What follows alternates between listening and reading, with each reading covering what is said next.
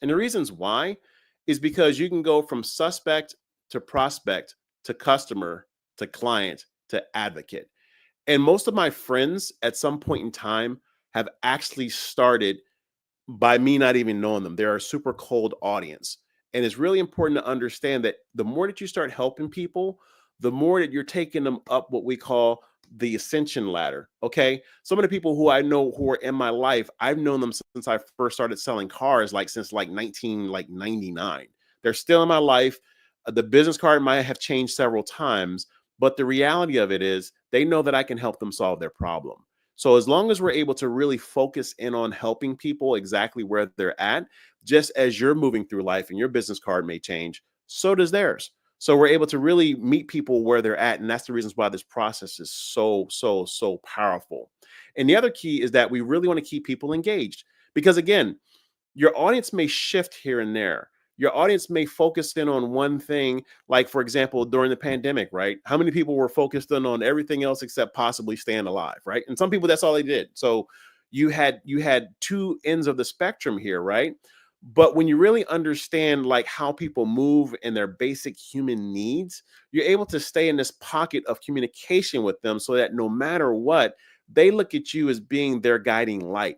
This is true leadership at its essence, to be able to really help people out, meet them where they are, serve them to the highest level. They may not need you right now monetarily to help them out, but they may need you intellectually, emotionally, spiritually, socially. Like there's so many different ways that my particular audience talks to me. It's like, hey, Fred, like one of my programs was called Thought Leader Academy. Perfect example. Thought Leader Academy was around this time last year, which marks 5 years in my group that I launched during the pandemic, that I created this one program called Thought Leader Academy. People went through that thing, and these are the leaders of the leaders, like the trainers of the trainers, the facilitators of the facilitators. Like these are the people who are really behind the curtain. And the number one thing that I got was, hey, Fred, your program saved my life. I'm like, save my life? Like, what does that even mean? Because I had no reality on the subject. And they're just like, yeah, you taught me this concept called the half-second step back. And I learned that concept called the half-second step back because when I was in the desert by myself, stuck out there on record for over 30 days, I didn't know where my next meal was coming from. So instead of me freaking out and I miss a troop movement, I had to slow down a little bit just to get out of my head to figure out, okay, well, they just told me this. I need to move over here. Other than that, I might not be here. You follow me? Like, so I invented that for myself, but I wind up teaching my clients that, and they applied it into their lives. And this is a time when we had all of this noise out there in the marketplace from, is this a real thing? Is this a fake thing? I'm not going to get into it too much because again, we're on the social media platforms, right? But my point to you is I kept my whole audience engaged. And even to this time, like they have their own audiences. They're like, Fred, you got any more of that has second step back stuff? I'm like, I got plenty of that stuff. So you got to meet your audience where they're at and you help them out with their problems. And then from there, they'll tell you what they want next. And you just honor that energy. And this is what that looks like. Okay. Here's a different viewpoint of it. So again, going from right to left clockwise, you've got conversations, you've got questions, you've got interactions, you've got challenges, you've got calls, you've got emails, you've got live video. You have so many different ways that you can help somebody out and meet them where they are that it's totally ridiculous. You know what I'm saying? What again, this whole slide is designed as it's designed as a thought starter. Okay. It's designed to really get you to understand that there's so many different ways that you can really get out here and help people that you just have to choose a few and just be really good at those. I don't know anybody, even these top level automotive companies that I used to work with, who have that much money to where they can just burn it on all of these channels. It just doesn't work that way. Okay. So when you're working to really understand how communication works and you're working to really understand how it works personally and professionally so that you can actually thrive and grow from it, it takes time, but it doesn't take a lot of time, which is the reasons why mentorship is so important. Okay. So if you have any questions, if you have any thoughts, just go ahead and drop them down. We'll be more than happy to answer them, or you can go to askfredsmith.com and then either myself or one of my teammates will go back to these questions and help you out. Okay. So now, again, I want to go and just send a shout out to, again, UPRN Radio, been around forever, more than 30 years. and it's a good team. And again, teamwork makes the dream work. So thank you, Joe, for the opportunity. So we want to be able to also stay in touch with our customers and continue to support and educate them. That's what I'm doing right here in real time. Being able to really facilitate conversations that are going to stick in your life personally and professionally is everything. Because again, when you understand how disjointed this world can be, you understand that communication is going to be that one thing that we have in common. And the more that we're able to do that in our products, our services, our offers to really help people, this is how you start retaining people for the long term. Okay. And this is how customers can become loyal advocates because they know that you're not just there to shake them down. I literally 2 days ago was watching this one reel where the person was like, hey, is this person right here trying to help you or are they trying to fleece you? you know, and we shouldn't even have to be at that point in our lives now because we have so much abundance on this planet. Different story for a different time. But the reality of it is, we still have this who do you trust type mentality. And this is the reasons why you happen to be in advertising, if you happen to be in marketing.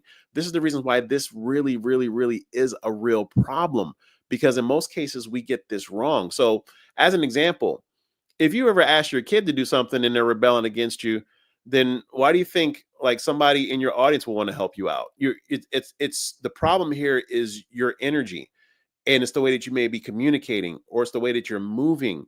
So we have to set the intention before we do any marketing and advertising, and this is what my agency specializes in. We help you take that half-second step back so that you can see the entire playing field, because it is so important that you get this right, because you never get a second chance to make a first impression. I'm going to use my platitudes and known phrases today. All right. Now, the other thing that we want to do is know our ideal customer. Okay. It's only going to be one person. And the reasons why I say it's only going to be one person is because too many people suffer from the bright and shiny object syndrome, and they're trying to be everything to everybody. And that never, ever, ever, ever works. Again, I don't know anybody who has that much of a bankroll to be able to sustain those kinds of blows where they're trying to talk to everybody about everything all the time, any way, shape, or form. It's just too broad. Yesterday was a perfect example of that. I happen to have a very power hitter client, and one of their reps had told them, "Hey, well, if you want to market this way, then you should probably do this kind of perimeter." I said, "That's way too wide." They're like, "What do you mean?" I was like, "Well, do you have trucks that go that far every single day or go into that market?" They're like, "No." I'm like, "Well, why would we want to market there when we have a few million people before we get to that part of the market?" You follow me? Like it's literally crawl, walk, run, and marathon. But if we don't know who our ideal customer is up front, then it's kind of hard to be able to really market in a way where your message, your vision, your values, your integrity, and your ethics are absolutely going to resonate. This is the problem that we have online as well as offline. So again, we have to know who we're targeting and refine our target market. And that's exactly what I did. I went line by line, point by point, word by word, just to make sure that when we put that out there, it's not going to miss. And their conversions represent that. Their conversions are the highest in the industry in their particular area that they're marketing to. And they're beating out very well-known national companies as a result of that. This is how powerful this information is that I'm sharing with you today. This is not theory, guys. This is stuff that I am turning wrenches with, and me and my team are turning wrenches with, that we're sharing with you because there's enough for everybody out here to get. My saying is, everybody's got to eat. All right. So, again, when you know who your ideal customers are, you know why they buy, you know where they buy, you know when they buy, and you know the why of the why, which is key. All right. And again, here's some more thought starters for you. You'll be able to see this on a replay, but you can ask questions like, hey, how did you first hear about us? As crazy as that sounds, what am I doing right there? What I'm doing right there is figuring out, in my world, this is how it looks. Okay, you're a scout ant. Like, how did you get in front of me? Like, how did you first hear about us? Because I know you're going to go back to your tribe, you're going to go back to your other ants, and you're going to tell other people about me, right? And then if we happen to get to the transaction part where somebody, money exchanges, why did you decide to buy from us? That's a big deal, especially if you're in a high competitive industry where like in one industry as it results, because I do a lot of SEO work, search engine optimization. What that means is people search on Google and I help them connect with you, right? So sometimes I'll look at certain words and I'm just like, I don't want to be over there. There's like a few thousand people over there. That's too crowded. My cost per acquisition is going to be super high. I'd rather be looking at a niche market or just really driving my message narrow in a certain way to where not only my costs are low, but I'm still attracting the right audience. So why did you decide to buy from us is a very powerful question because that helps me refine what I just told you. And then how satisfied were you with your overall experience? Super critical because the whole point of you really talking to people is to help people. And if they aren't satisfied, do you think they're going to want to come back to you? Do you think they're going to want to bring other people to you? Chances are it's a no, and it's going to be a hard no. So it's one thing to get in front of people. It's another thing to have this huge phone in front of you that you may have a few thousand people with, and you want to get ultimately people in your funnel to become your real friends for real, believe it or not, because that's how society works. We're social creatures. You want to be able to really figure out how satisfied they were with their overall experience because they may not want to do business with you again. They may not want to talk to you again. You may have done something unintentionally that caused the trust factor to lower.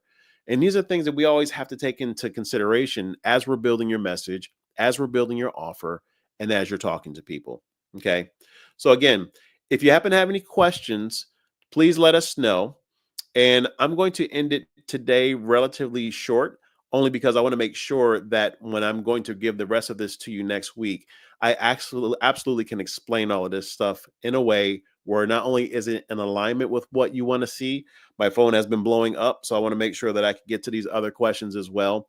But more specifically, I want to be able to check in with you to let you know that I'm here to listen to you as well, because we're all connected by the air we breathe. And I want to make sure that you know that you're getting the best, especially since we're over here at UPR and radio. So much love with you guys. If you need anything, just go to askfredsmith.com. The replay will be available. And I really want to thank you for your trust. Thank you so, so much. The Power Agency is built for those who move like predators, decide like weapons, and execute like their life depends on it.